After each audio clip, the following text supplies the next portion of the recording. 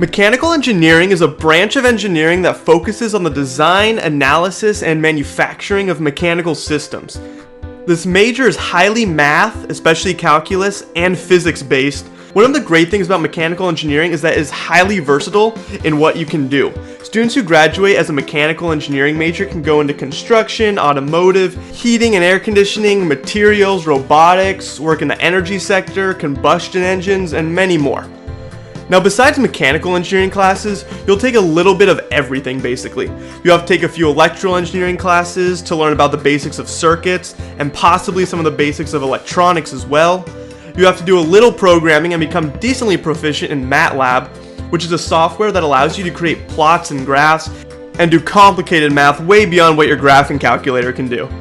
You'll possibly have to do a welding class, then of course you have to take about 2 years of math, mostly calculus, and about 1 year of physics. Now, the first main class of mechanical engineering would be statics, where you'll look at the physics of systems that aren't moving. This would be like looking at the forces and torques in something like a truss that holds up a bridge, where you have to analyze the forces that individual beams feel due to external forces. Then the next class would be dynamics, where you look at systems that are moving. It's similar to your high school physics class with projectile motion, momentum, energy, forces, and more, but is much more involved. You'll look at the motion of much more complex systems, have to find things like velocity, acceleration, energy, force, and more of different parts of that system. Then your third year, you'd even take a more advanced version of this class, where you look at these complex systems, but now in 3 dimensions. So as you can probably already see, mechanical engineering involves a lot of advanced physics. When you enter your third year, you'll take a course called Fluid Mechanics, and in this course you'll study the properties and mechanics of fluids such as air and water. This class is very calculus based. For example, you could study how the pressure of water changes as it flows through a set of pipes in a closed environment as height and pipe dimensions change. The principles to solve this are foundational for how your car brakes work. This class also includes the physics of how wind turbines work and why they are made the way they are so that they move as much as possible from any amount of wind. And you could analyze why different shapes are better or worse. And if airplanes interest you, you could even learn how wind flows over a wing to produce aerodynamic force, which also applies to car aerodynamics, which if optimized increases cars' MPG. You also take a class called Thermodynamics, which deals with the relations between heat and other forms of energy, such as mechanical, electrical, or chemical. In this class, you'll study the combustion engine, which applies to cars, boats, and aircrafts, and you'll learn these engines in great depth and see how they are constantly making adjustments to make them more efficient. You'll go as far back and learn at how the first steam engine was created, and you'll learn how similar ideas are still being used in power plants today to produce energy to power your TV, turn on your lights, and power your appliances. You'll then take a vibrations class where you'll analyze the mechanical vibrations that occur in different objects. Think about if you were to drop a metal object. When it hits the ground, you might observe or even hear it vibrating.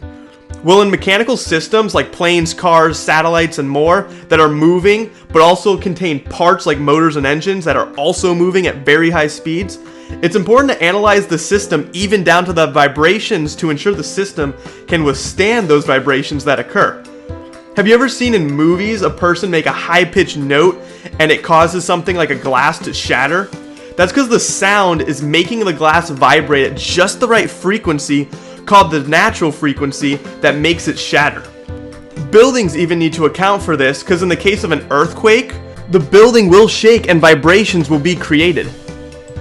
This is actually a building in Japan that was structurally built to withstand high winds and strong earthquakes from causing strong vibrations. One thing they did was put something called a tuned mass damper near the top of the building, which weighs 728 tons. And is something that is engineered to reduce mechanical vibrations that can actually save the building from destruction during natural disasters. In 1940, the Tacoma Bridge collapsed, and what they found afterwards was the vibrations occurred due to interactions between the bridge and the wind, which just kept amplifying until it fell apart. Like most mechanical engineering classes, this one is highly calculus based because you have to model very complex systems and motion.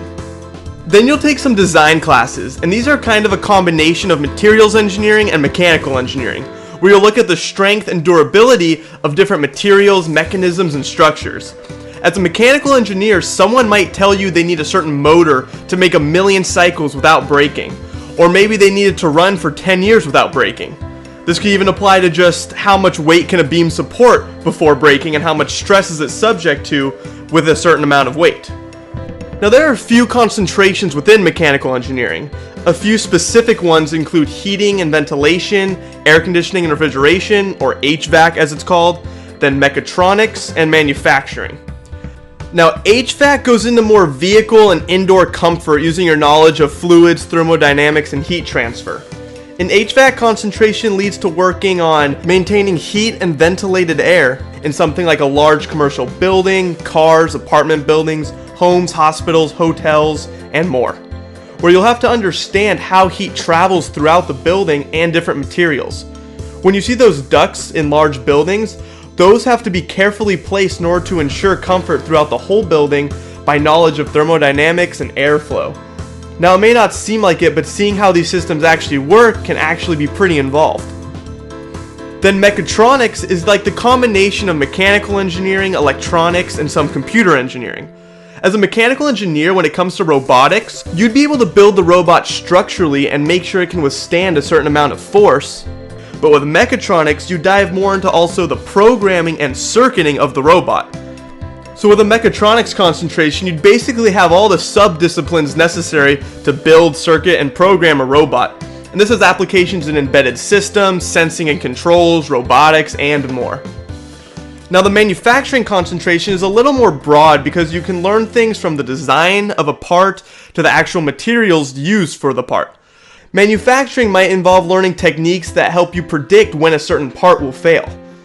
This major will be helpful in teaching you that slight alterations in design or material of a part can have a drastic impact on the overall price, which becomes an important component in the design and manufacturing of parts related to profit margins and running a business.